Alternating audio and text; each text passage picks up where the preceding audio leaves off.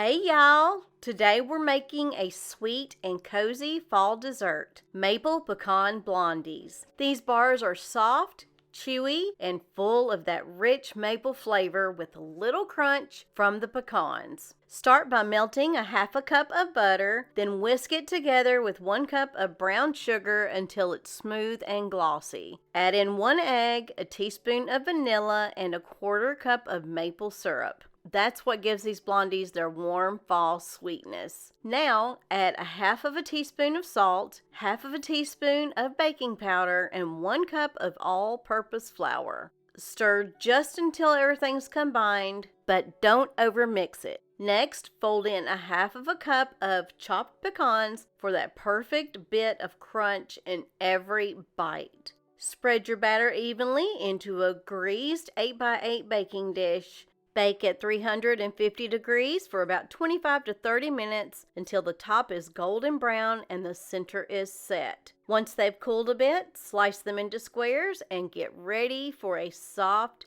buttery bite of fall. These blondies taste amazing on their own or with a scoop of vanilla ice cream. Enjoy, y'all!